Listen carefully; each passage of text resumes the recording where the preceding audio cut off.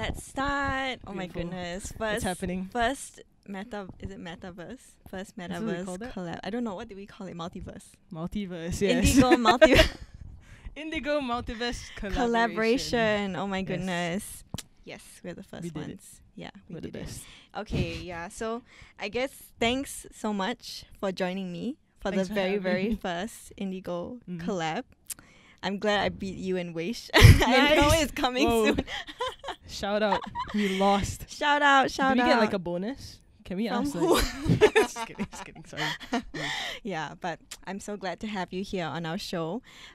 Basically, the topic of like this show is "Can You Be Gentle with Me?" And I feel like it's a collection of songs that I listen to when I'm like, feeling a little bit down, or I want to feel like supported. And Yeah. I feel like your songs definitely make me feel that way. I'm so glad. So I was like, Krysta's like the perfect person to like chat to about this and like include you as like a little interview segment. And it's very funny Mhm. because when I was younger, one of my nicknames was actually Gentle Giant. Aww. So perfect, right? It is perfect. I mean, now It I kind of is. look like one. I'm not gonna lie.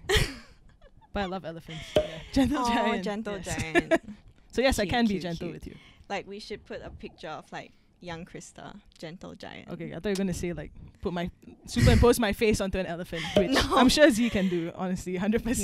Maybe. Anyway, do you want to like quickly introduce yourself? Sure. Yeah. So my name is Krysta Joy. I'm a singer-songwriter and also a producer here in Singapore. And I love writing songs about real life, just being open, honest, and vulnerable, and sort of infusing a hopeful twist to it, because I feel like melancholy it's good, it's cathartic, but I feel like there has to be hope at the end of the tunnel as well. Yeah. Of course. And I feel that like as you mentioned, warmth and like hope and love, it comes up a lot in your lyrics, but Yeah. not necessarily just about like romantic love and things like that, Yeah. which I love because I think it's a really fresh perspective. But in your like latest album, you talk a lot, especially about like self-love. So how does why is that such an important aspect of your creative process, or like why does it inspire you so much? I feel like it's such a huge thing because I suck at it.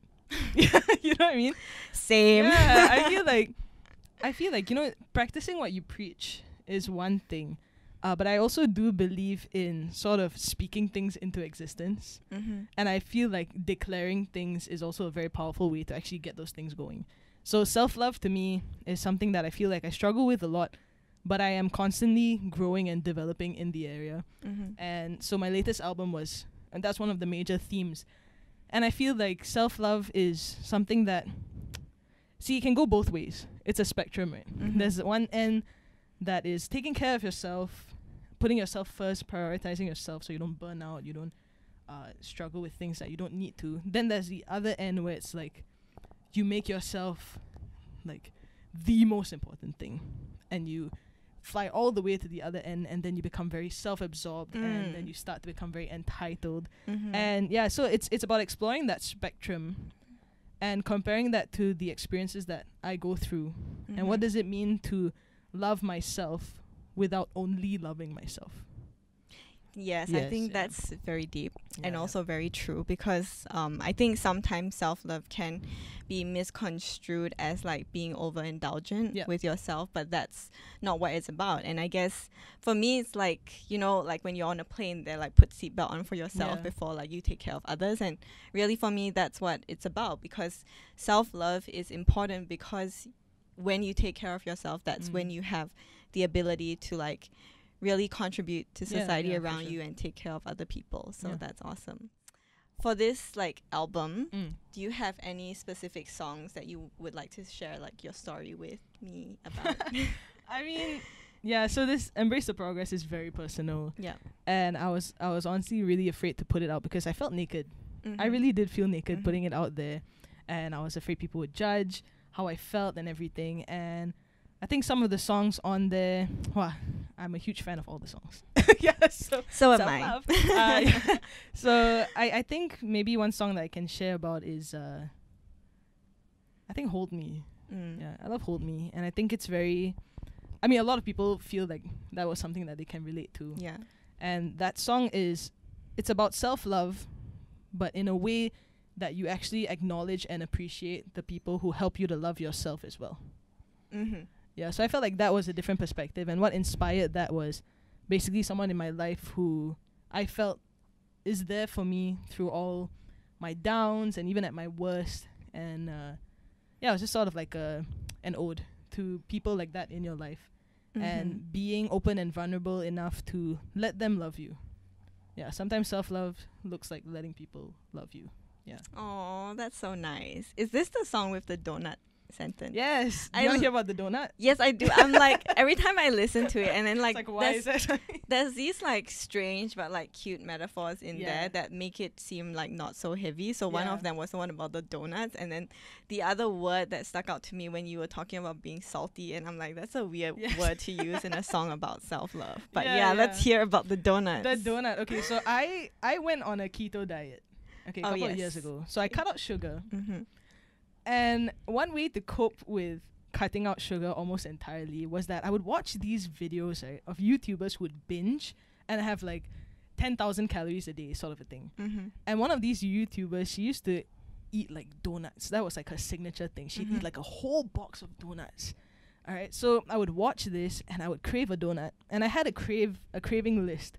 So I would add that. And one of the things that I was craving was donuts. So I was like, I want to get donuts on my cheat day. Oh, right. All right, so I hosted a barbecue because my band members were enlisting into NS, so I thought it'd be nice to gather a couple of friends. And I bought donuts, and I was very excited about it. We had the barbecue, and I tasted like a little bit of the donuts because I wanted, each flavor. And I kept one. Okay, there was one flavor that I was insistent that I just want that donut, but I want to enjoy it the next day. In moderation, right? So I brought it upstairs, I put it in the fridge, and I specifically told my eldest brother, you can eat any donut in this box. It's kind of like Jesus talking to Adam and Eve. But I said, you can eat any donut in this box, just do not touch this one. Okay? And everyone agreed. All right? There were witnesses even. All right, I go to sleep. I wake up the next day. Lo and behold, the donut is gone. All right? And it may seem like a small thing, but you know how things snowball and you have all these suppressed feelings, and sometimes you don't even realize that you're feeling them. And I'm the kind of person I tend to run away from my emotions instead of dealing with them. So that donut was my last straw. It was my last straw. It was the catalyst. It was. I saw it and I broke down. Oh. I broke down. I ran into my room and I cried and I cried and I cried. And I go like, he ate my donut. I don't want to eat the donut. And then, of course, then it trailed off into a whole lot of other things. This happened and this happened. And yeah, so the person I wrote the song about happened to be at my house when this happened.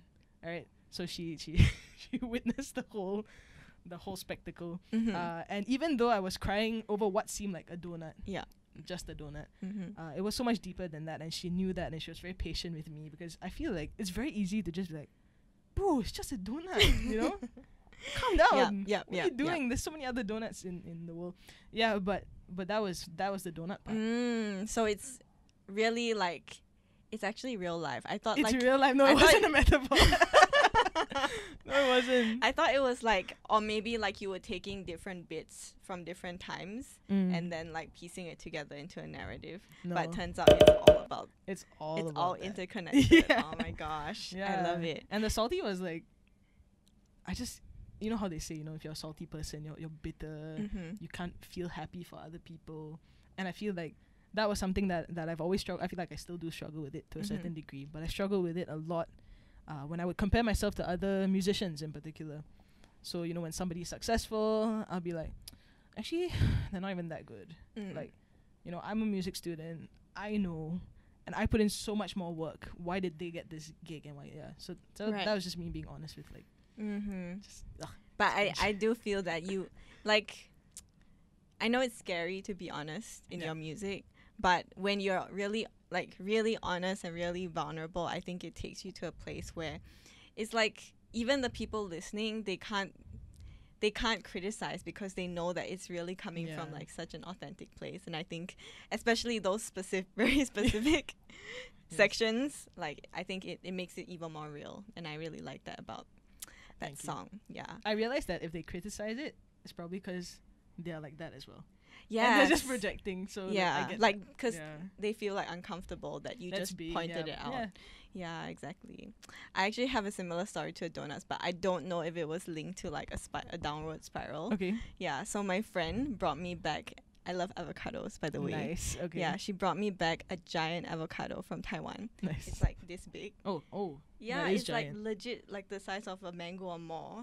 What? And then so I was like, oh my goodness, I'm like the avocado expert. So like I know people ask me to look at avocados and like you just touch it. know whether it's Yeah, right. so I know whether it's right or not, or like Nice. whether it's good or not. So Yeah. like I was like really like nurturing it like a baby. I was like every day I would check it and like be like, is it ready? Is it ready? And then I put it in the fridge so that it wouldn't get ripe so fast. Yeah. But then I realized, oh my gosh, like it's not ripening fast enough because she gave Right. another friend one as well, and that friend's she had already opened it, and I'm like, oh my god, I'm doing no. something wrong. Yeah. Is it gonna just It's like a mom feel and Yeah. you start blaming yourself. yeah? So I like took it out again Mm. and I left it there, and then on one day before I was touching it, I was like, okay, like it's almost ready. It's like the next day is gonna Oh be no, I'm ready, and scared. I look forward to that feeling of like cutting it open and then seeing that it's like all perfect Yeah. inside and not like brown and Oh, no. shitty. And then No, and then the next spoiler, it was brown and shitty. not exactly, Oh, but no. then I was talking to my godma who I live with, and I was telling her, okay, I think like we can open it tomorrow. And then the next day I woke up and I was like all happy, and like I literally almost skipped out of my room like, yay, I'm gonna have like my avocado for breakfast. Mm. And then she said to me, oh, that avocado was lovely. I'm like, what the No. she opened my avocado. She ate the whole thing? No, she didn't eat the whole thing, but she opened it, and I nearly cried. No. I was like, that was Nearly like, cried. yeah. I would have jumped. I was like, oh my god, That's I'm so crazy. upset right now. Like, it's the reveal, you know. Like you took care of this thing. I literally watched it and I touched it for like a week every day. I hope Z doesn't just like. I feel like we're giving him so much stuff that Oh if he my takes out of context, God. it's gonna be really weird. But Yeah. yes, I feel okay. that. I feel that. But Man, yeah, are you okay? Do you feel like you've recovered from that traumatic memory? I do, because I was like, it's fine. Like I still got to eat most of it, and it's Okay. it was really really good. Like Okay. I've never tasted a better avocado. And it's like you would have shared it. I would have Yeah, shared you it. would I have just shared wanted it. to be the one to Yeah. open it. I wouldn't have shared mine. But it's like, you know. Yeah. I know, but when you said your whole donut story, that's what I thought of. So we all have like random sure, for food sure. stories, emotional food stories. Yeah. Yeah, but anyway, I mean, talking about going back to like the vulnerability that you talked about in your album, Yeah. you said it was scary, like putting it out there. But once you got over that and you put it out there, how did that feel for you? Wow. It did feel like a weight off my chest. It felt like, I think, you know, as an artist, a lot of the time you feel very conscious and you feel very pressured because now you actually have the opportunity to recreate yourself. You know, you can have this persona that is not your actual sort of like a Hannah Montana situation. And I was a huge fan of, I still am a huge fan of Hannah Montana. Same. So yeah, you know, you can create this image of yourself, and because of that, having that option, it's very tempting to think like, should I be more like this and like this as an artist? So to put something out there which is so bare, which is so me, it felt like a breath of fresh air because I don't have to feel stressed to conform to anything that I've tried to create, because this is just me. Yep. Yeah. So it was very different, I feel, from anything I've put out, because it was literally, it felt like me just releasing maybe voice notes. Or it's just like it's completely unfiltered, and I didn't have to worry about keeping up an appearance. Yeah. Yeah, it was just me.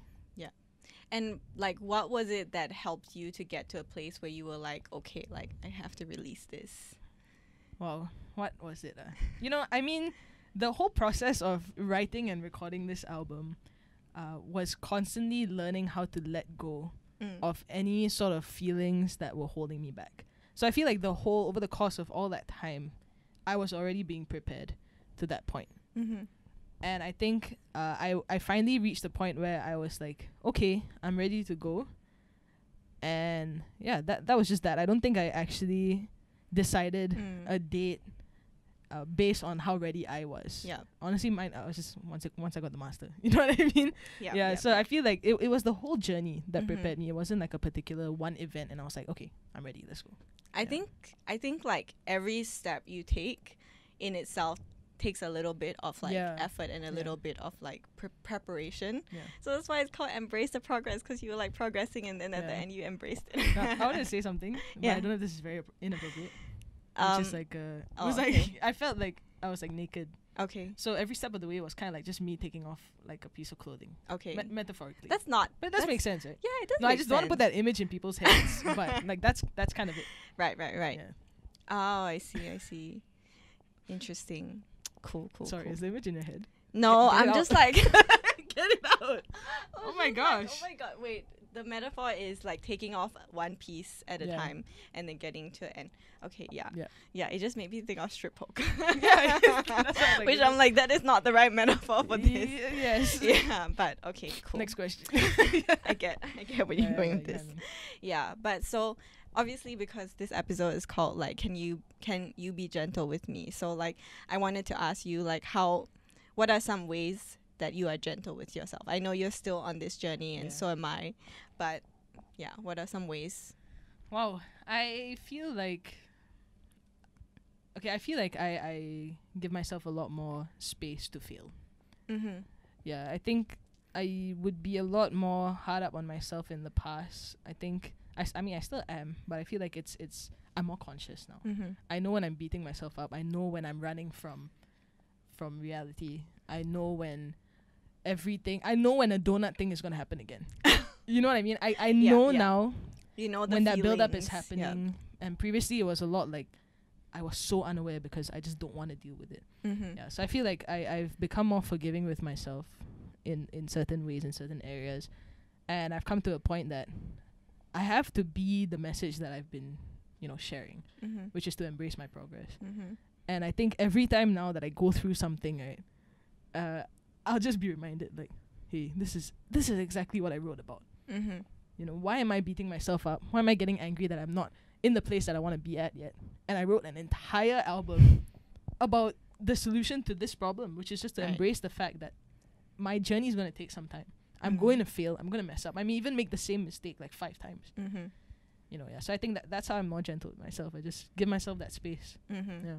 I think space is very important, and I think you really embracing it gives a lot of your listeners like the courage to do that as well for themselves, because I think a lot of people are still in that place where you once were, or like maybe they're on that same journey as you, where like they don't have the courage to keep moving forward and like keep prioritizing themselves. But when they see you out there saying, hey, it's okay to give yourself space and to have breakdowns and you'll get up again, I think that's really, really, really, really meaningful. So good job. A+. Yeah. But anyway, so obviously as part of this interview, I also got you to pick some songs for us because you're also a DJ. Yes. Yeah. Do you want to share a little bit about the songs that you picked, like what was going through your mind when you were doing that curation? So these songs they're not new to me. Mostly I picked 1 or 2 maybe that I discovered through Indigo. But these are songs that I really do play when I'm like really on my down days.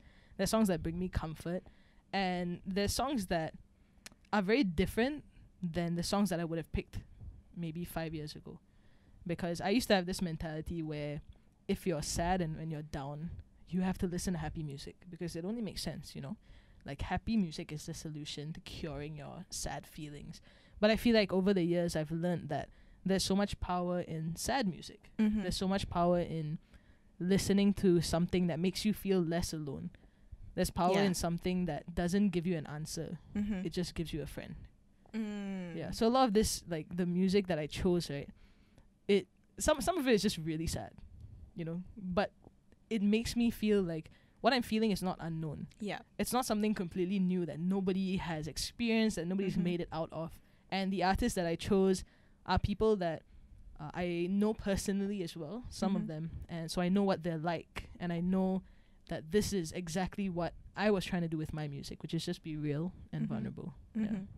Yeah, I think that's really cool. And yeah, I think everyone, maybe, I don't know, I went through that phase too, where I was like, yeah, if I'm sad, I should be listening to happy music. But really, when you're listening in that moment, it's like someone else is, okay, asynchronously, but because you're listening to that song, it's like someone in this exact same moment is feeling that same feeling as you, and it makes you feel like less alone. Yeah. Can you share a little bit about some, like, which songs you picked? Which songs? Yeah. So I chose, of course, Lulo. I feel like he's he's everyone's like sad, and of course Charlie as well, because that's just how he is. But man, we're gonna have a lot of Charlie on this mix because I put we're gonna like Charlie. So we got stuff like that. I also did pick some Bon Iver. Okay. Just to spice that up a little bit, because these are just songs that they're sad. They're really sad. But they really have helped me through some really tough times. Awesome. Thank you so much for sharing that. So I think we are coming to like the end of our interview, but before we go, do you want to share with everyone about your show and like where they can find you and do all the promo stuff? Sure, of course. So I do Soul Food every Monday from 9 to 12, and I play mostly soul, R&B, and singer-songwriter type music. And I actually do a lot of talking about the message behind the songs, talking about the songwriter's process. I love reading interviews, and it's basically things that I feel a lot of people need to hear, and I really focus on what the song is really about. So if you're interested in that kind of stuff, and also if you make music that you feel like would fit into that category, I would love for you to send that in. And you can find me at _Krysta Joy on Instagram. Facebook is just Krysta Joy everywhere. Awesome. Thank you so much, Krysta. Everyone, go check me. his show out. And